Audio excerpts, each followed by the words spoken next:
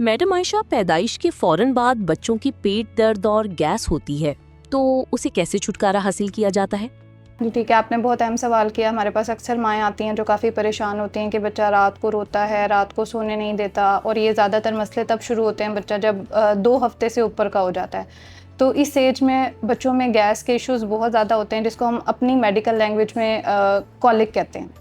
इस प्रॉब्लम से छुटकारा हासिल करने का 100% कोई तरीका नहीं है, क्योंकि गैस और कॉलिक जो है वो अपना टाइम लेके ठीक होता है। इसको 4 से 6 महीने लगते हैं। बच्चा क्योंकि शुरू में सीधा लेटा रहता है, वो गैस पास नहीं कर सकता, और गैस अंदर पेट में जमा होने की वजह से बच्चे को पेट दर्द होती है, जिसकी वजह से वो आवाज़ार होता है, रोता है, पूरी रात नहीं सोता। ये ज़्यादातर मसाइल होते हैं रात के टाइम, और बच्चे रात को ज़्यादा फंसी भी हो जाते हैं। अच्छा, इसमें मुख्तलिफ़ तरह की टेक्निक्स हम इस्तेमाल करते हैं बच्चों को इस प्रॉब्लम से छुटकारा हासिल करने के लिए, जिसमें इम्पॉर्टेंट है कि पेल्विक एक्सरसाइज आप बच्चे को करा सकते हैं, जिसमें बच्चों की टांगों को मूव करवाना होता है।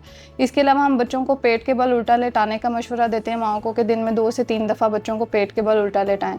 इसके अलावा एक स्वेडलिंग टेक्निक है, जैसे आपने अक्सर देखा होगा कि पठान अपने बच्चों को बांध के रखते हैं।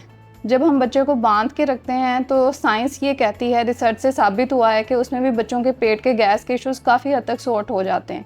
तो ये वाली टेक्निक्स हम इस्तेमाल कर सकते हैं गैस से छुटकारा हासिल करने के लिए।